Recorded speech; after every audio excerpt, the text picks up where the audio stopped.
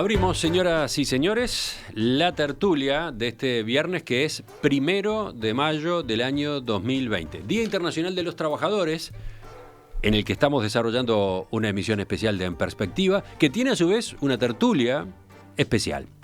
Hoy, a esta hora, con los integrantes del jurado y con la audiencia, vamos a enterarnos de qué pasó en el concurso de cuentos breves, que largó en el año 2020 con una primera consigna.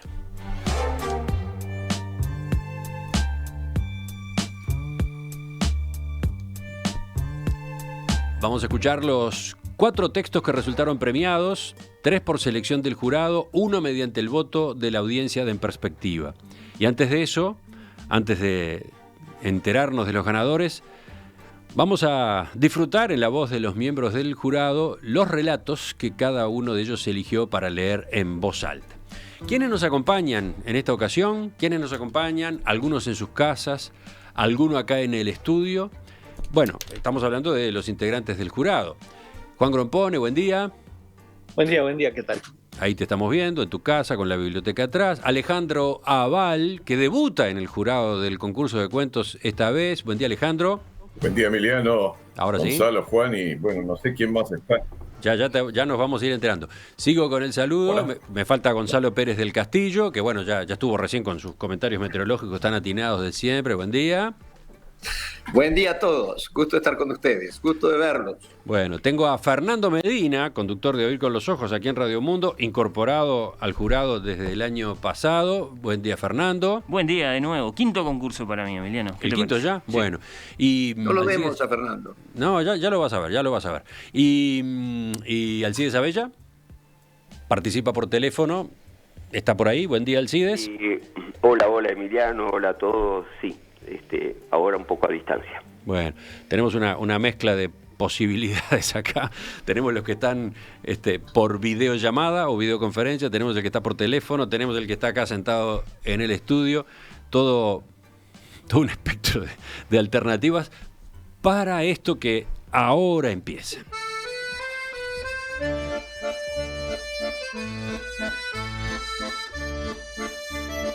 Ustedes saben, esta vez, como en otras en el pasado, la consigna surgió espontáneamente de la audiencia. La consigna del concurso de cuentos fue propuesta por varios de ustedes, los oyentes, y tiene que ver con estos tiempos difíciles de encierro, de distanciamiento social, tiempos que también dan pie a la creatividad, como la historia muestra.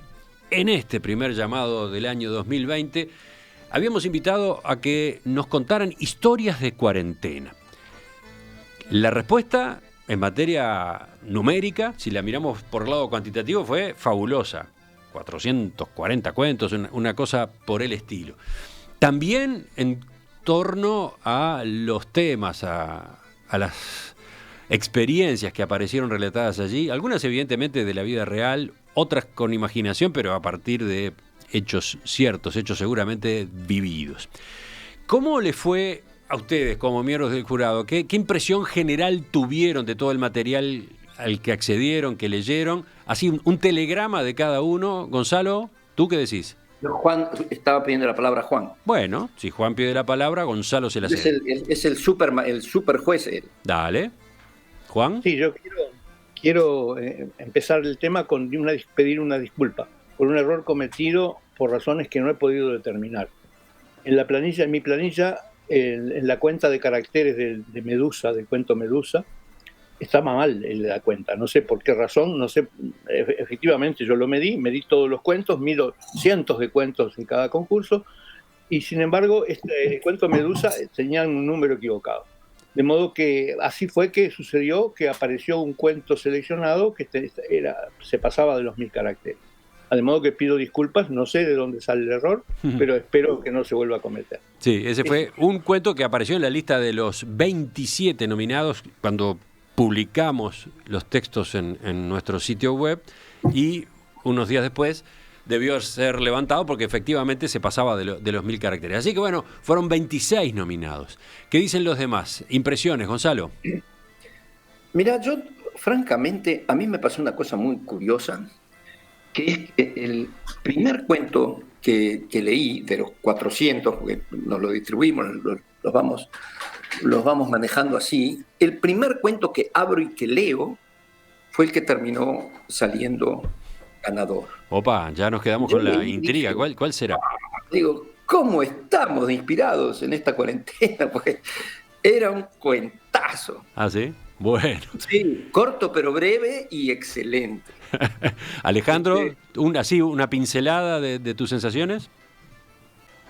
La primera sensación que quiero transmitir es la de asombro por la imaginación de la audiencia. Es realmente impresionante, además de la cantidad, naturalmente, de cuentos. Alcides, ¿tú qué decís como evaluación general? Mirá, Emiliano, bueno, y a todos. Para mí la sensación en una primera lectura así fue realmente muy interesante en un sentido. Si bien algunos relatos y demás, hay una forma de escapismo a esta realidad un poco ominosa, encerrada, quizás terrible que estamos viviendo, algunos logran hasta con referencias al espacio, a lo exterior. En general, yo tengo la sensación que estos cuentos revelan la experiencia que estamos viviendo. Es un mundo de encerramiento, es un mundo de aislado, es un mundo de miedo, con miedo, ominoso. Yo creo que pinta muy bien, creo, la temperatura, la realidad que estamos viviendo. En ese sentido me interesó muchísimo. Y Fernando, también tu apunte. Lo disfruté el lote como se disfruta una biblioteca. Me encantó que la cifra fuera tan grande, porque claro, después había de todo. Había crónica, había anécdotas sencillísimas como temía Juan Grompone, había naturalismo, realismo, había, por supuesto, esperablemente, deseablemente, ciencia ficción. Diría que disfruté el lote como se disfruta una biblioteca, de lo bueno a lo no tan bueno y a lo excelente.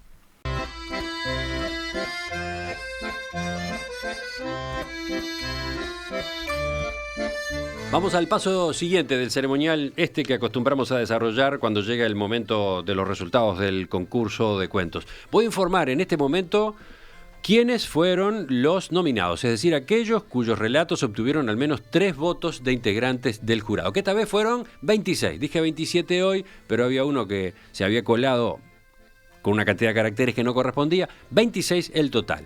Vamos con los seudónimos para que tengan su reconocimiento.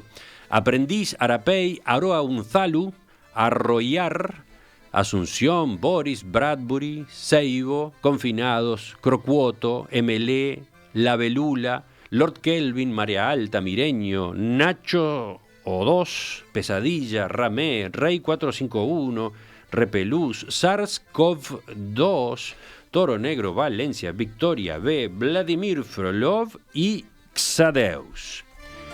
Habitualmente cuando yo leo la lista de nominados después viene un aplauso. No sé cómo hacemos el aplauso hoy estando así a distancia. Vamos a intentarlo, un aplauso por videollamada, a ver cómo sale esto. Y bueno, sonó, sí, se entendió. Vamos a practicar un poquito más porque después hay que aplaudirlos. Hay que aplaudir los otros cuentos también. Sonó a varios balcones. Hay alguien que sigue aplaudiendo. Sí. Y ahora sí, después de ese primer aplauso, empezamos a escuchar los cuentos luego de esta pausa. Estamos en el concurso de cuentos, estamos conociendo a los ganadores, pero eso en realidad viene dentro de un ratito. Ahora estamos en la etapa en que escuchamos los preferidos individualmente por los integrantes del jurado para leer. Ojo, como hemos dicho ya otras veces, no necesariamente estos cuentos llegaron a ser nominados. El que viene ahora, el primero que sale al aire, es el que eligió Alejandro Aval. El título, año 2025. El seudónimo de quien lo envió, Marea Alta. Año 2025. Una niña sale corriendo con su mochila a la espalda. Vamos, mamá. La maestra dijo que hoy nadie puede llegar tarde. Estaremos en hora, te lo prometo, aseguró la madre subiendo ambas al coche. Dime, mamá, ¿por qué vivimos tan lejos de la ciudad? Bueno, es una decisión que tomamos papá y yo hace algunos años, y estamos solo a unos pocos kilómetros de la ciudad. ¿No te agrada el lugar donde vivimos? Sí, claro que me gusta mucho. pero a veces preferiría estar más cerca de mis amigos y de la escuela. ¿Fue por la pandemia, mami? La madre quedó pensativa recordando lo mal que lo habían pasado. Ella embarazada de 7 meses. Su esposo, médico intensivista, trabajando primero y guardando cuarentena después, lejos de la familia. Y su madre afectada por el coronavirus, conectada casi 10 días a un respirador. Entonces, se juró que si todo salía bien, se mudarían a un lugar tranquilo para ver crecer a esa pequeña, y así lo hicieron. La miró con ternura y respondió: no, fue por amor.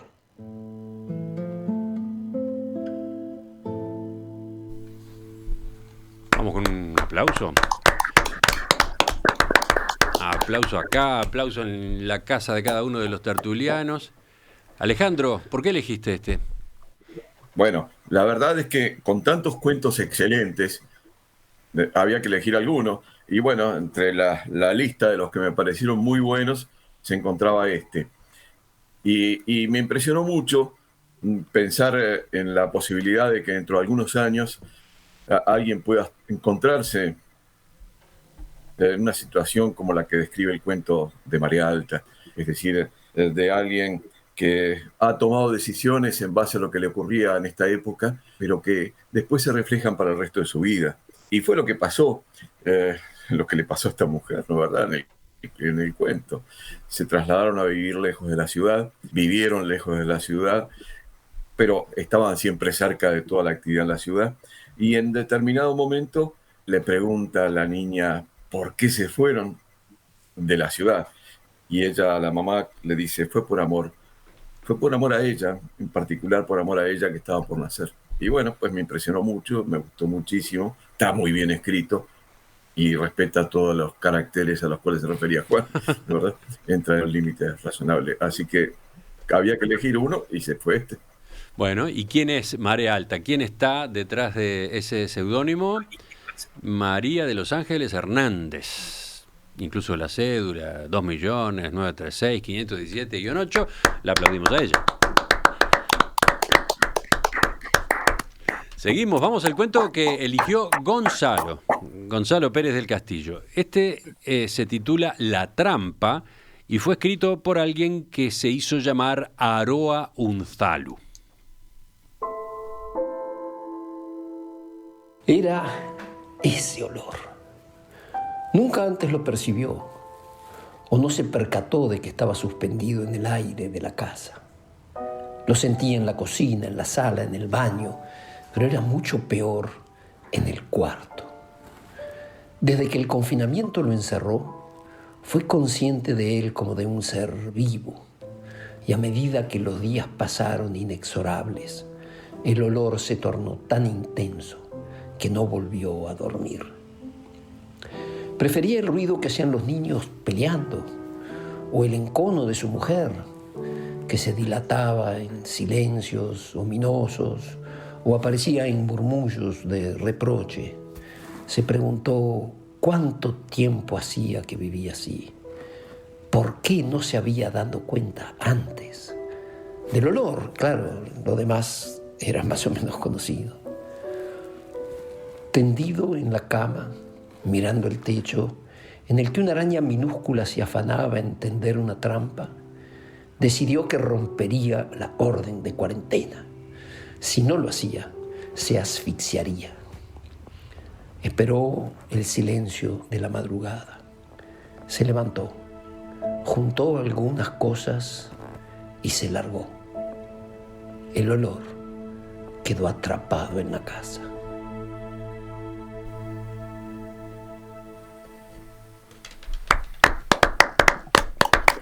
Aplaudimos nosotros, aplaudían los tertulianos en sus casas.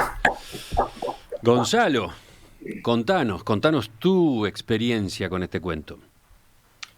Bueno, este cuento refleja una cuarentena muy poco exitosa. En esa casa hay un problema, hay un problema muy serio de este hombre con su pareja, fundamentalmente. También están los niños, el ruido de los niños que se pelean, que también da sensación de un ambiente que no está funcionando correctamente. Y él lo imagina o lo percibe como un olor. Me pareció fantástico porque es algo que está flotando en el aire y que no se puede agarrar ni se puede describir. Pero él percibe este olor que se va volviendo cada vez más fuerte y evidentemente aún mayor cuando está en el cuarto, cuando está en el dormitorio con su pareja. Y bueno, y decide que no lo aguanta más y se va. Y ese olor queda atrapado en esa casa. Me pareció muy imaginativo y además está bien escrito y está muy bien secuenciado. Así que por eso lo elegí. ¿Alguien quiere hacer un comentario adicional, aparte del que ya hizo el propio seleccionador Gonzalo? ¿Fernando? ¿No será un símbolo ese olor, Gonzalo? ¿Qué te parece? Me quedé pensando eso mientras te escuchaba. Sí, pues lo podéis llamar un símbolo, sí, cómo no. Pero a mí lo que me gustó es eso de que hay veces en estas situaciones hay algo que no está funcionando, que posiblemente, en este caso ya evidentemente venía de atrás, y que es indescriptible, no sabes muy bien dónde está, ni le podés poner el dedo. Pero a mí el que haya elegido olor me pareció muy, muy imaginativo y muy correcto además. Bueno, ¿y quién está detrás de este trabajo? ¿Quién escribió este cuento que escuchamos recién por Gonzalo? ¿Quién es ahora Unzalu? María García Marichal. Cédula 2.969.409-4. Qué raro suenan algunos de esos aplausos venidos a través de internet. Bueno, felicitaciones para ella. Y ahora seguimos, vamos con el cuento que eligió, en este caso, Alcides. El título 1857 y lo envió alguien con el seudónimo Seibo.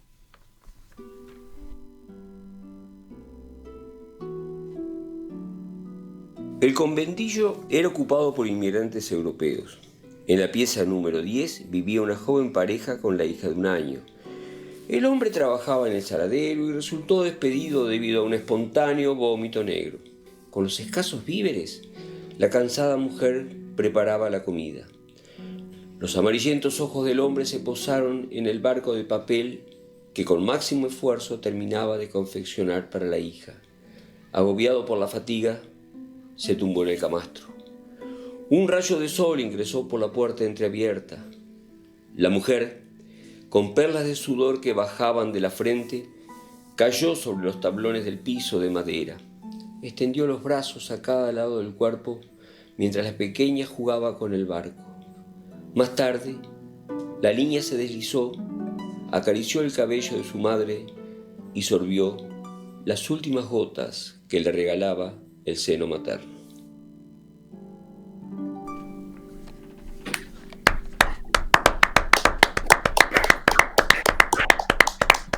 Alcides, te escuchamos ahora comentando el cuento. Sí, me interesó este cuento primero por el recurso, llamémosle la originalidad en el estilo, en el encare. Lo que se está pintando es una escena de otra epidemia, hablando de historias de cuarentena, de otra pandemia ocurrida en el Río de la Plata, Montevideo y Buenos Aires por el 1860. Estamos hablando de la epidemia de la fiebre amarilla, que fue terrible, que asoló estas ciudades y la gente huía despavorida, una epidemia en la cual murieron decenas de miles de personas. Lo que pinta es un conventillo de inmigrantes, una pieza muy pobre donde hay una mujer que ya se muerta por el virus, la fiebre amarilla, un señor que seguramente el papá que también está ahí y una niña, una bebé que se arrastra en el suelo como único signo vital. Y 2 médicos que están parados entrando al conventillo se asoman a la escena. Esos 2 médicos, dicho sea de paso, también murieron. Porque esto que está recreando, y aquí está la primera originalidad, esta escena es nada más ni nada menos que un cuadro ícono de la pintura uruguaya, que es un episodio de la fiebre amarilla de Juan Manuel Blanes. La escena entonces tiene primero, literariamente, tiene el dramatismo, es los médicos asombrados y conmovidos en la puerta, se dirigen a la mujer, en fin, tiene todo lo propio de la literatura. Y es como una segunda instancia, como una segunda vida de lo que es el maravilloso cuadro de Juan Manuel Blanes.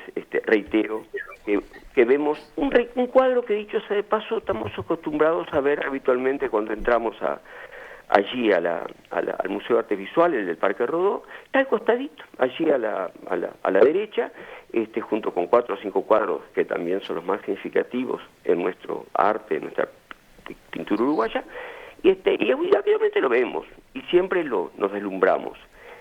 Creo que después de esta ominosa experiencia, esta experiencia que estamos viviendo, que no sabemos ni siquiera a dónde vamos, cuando entremos al Parque Rodó, al Museo del Parque Rodó nuevamente, cuando entremos, vamos a mirar ese cuadro con otros ojos.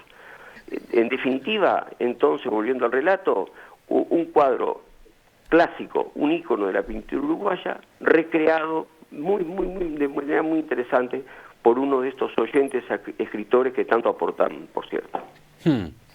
Uno de estos oyentes escritores. ¿Estás dando por supuesto que el autor es hombre? Bueno, no, ese es el desafío. No, aquí sí que no me animo, no. Hay detalles. Lo dijiste en términos generales, pues resulta que no, que... Hay detalles, perdón, Emiliano. Por ejemplo, dice que la niña se deslizó y acarició el cabello de la madre, busca absorber las últimas gotas que del seno materno. Dice que hay un barco que confeccionó para su hija. Si me haces trampa, puede ser que haya una mano de mujer acá. Efectivamente. Una sensibilidad de mujer. Efectivamente. Detrás del seudónimo Saibo, quien está es María Teresa Baueta. Cédula de identidad 1.107.624-2.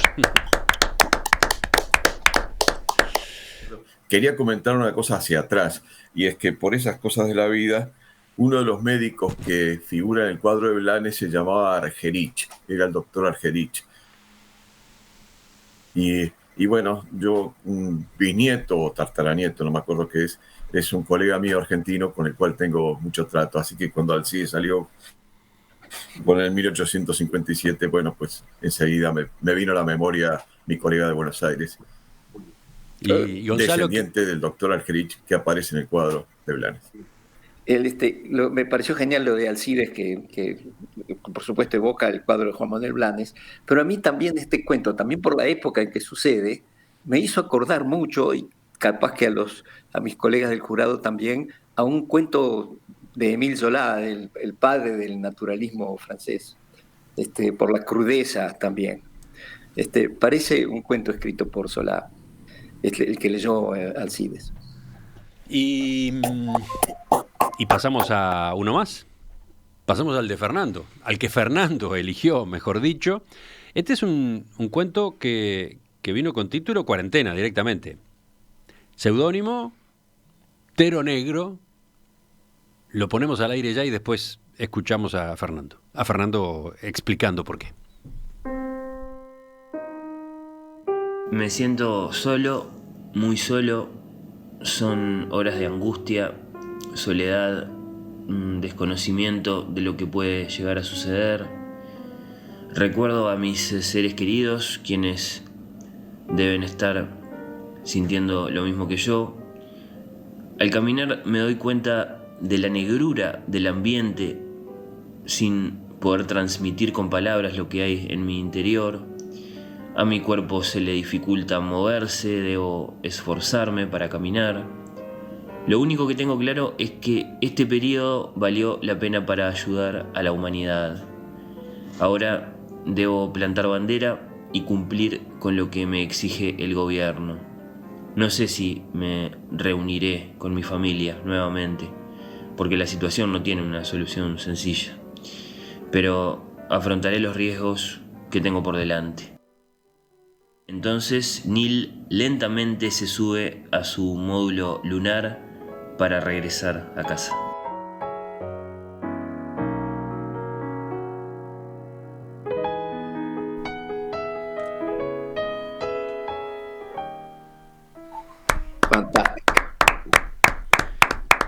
Fernando, contanos a propósito de tu elección. Bueno, decía que disfruté del lote como se disfruta de una biblioteca, y una de las muchas cosas que aparecieron muchas veces, que suelen aparecer muchas veces en los concursos, fue esto de que el cuentista intente sorprender al lector en el final del relato, que cree un pequeño acto de ilusionismo en el que le haga sentir, le haga creer al lector que está pasando una cosa, cuando en realidad lo que está pasando es otra.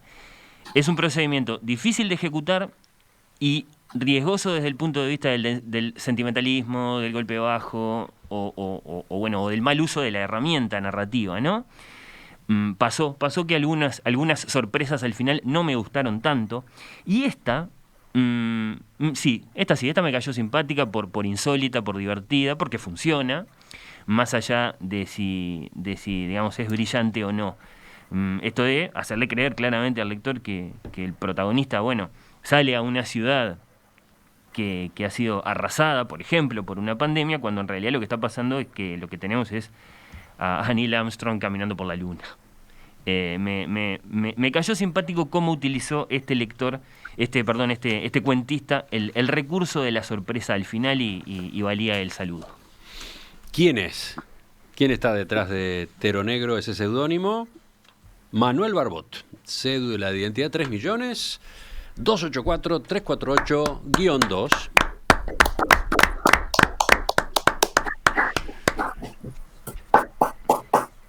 Muy bueno. Bueno, ¿y qué más? Falta el de Juan. Falta escuchar ahora el cuento que eligió para leer Juan. Seudónimo del autor, Repelús. Título, Experimento.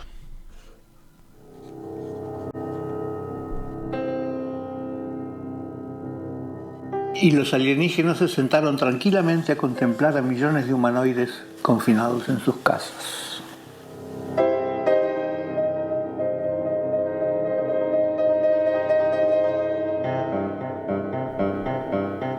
Ya está. Ese fue el cuento. Una oración, nada más. Juan, estás indomable con eso de los cuentos brevísimos. Este cuento me gusta por 3 razones. En primer lugar, porque es un cuento en una sola línea, en una sola frase, lo cual es todo un desafío. En segundo lugar, porque es un cuento de ciencia ficción, ¿no? Es decir, que evidentemente era un género que era de los posibles de transitar, y este auténticamente es un cuento de ciencia ficción. Pero en tercer lugar, hay una razón fundamental, que es en este momento que corren tantas estupideces sobre las teorías conspirativas, esta es la verdadera teoría conspirativa. Es decir, este cuento, esta pandemia la crearon los alienígenas. Y los alienígenas que son precisamente estos virus conspiradores que se están sentando a mirar cómo nos estamos encerrados en la pandemia, ¿no? Creo que describe perfectamente la historia de la pandemia. ¿Te gustó esa teoría, Fernando? Es curioso, ¿no? Porque era muy predecible que este cuento le iba a gustar. Era fácil anticipar que le iba a gustar a Juan porque le suelen gustar los cuentos breves, y si son brevísimos todavía mejor. Y en cambio era difícil que este cuento fuera a ganar, ¿no? Por lo breve que es, por lo insólitamente breve que es. Y sin embargo es muy bueno. Yo estoy de acuerdo con Juan en que es muy bueno. En una sola frase es verdaderamente un cuento. No es objetable eso. El hecho de que empiece con "y los alienígenas", eso es muy narrativo, y después es muy gracioso. Estoy de acuerdo con Juan en que desde el punto de vista de las conspiraciones es muy gracioso. Me resultó particularmente encantador. ¿Y quién es el autor? ¿Quién está detrás de ese seudónimo Repelús? Gisela Perrone, 1.768.122-1. Para ella, el aplauso. ¿Cómo venimos? ¿Qué dicen los oyentes? ¿Cómo venimos? O mejor dicho, ¿cómo vienen los oyentes escritores? ¿Qué tal el resultado que obtuvimos con este llamado, el primero del año 2020 en el concurso de cuentos? ¿Están contentos? ¿Están entusiasmados? ¿Quieren más? Ahora, enseguida, después de la pausa, viene la tanda estelar, digamos, ¿no? Viene el podio y viene el premio de la audiencia también.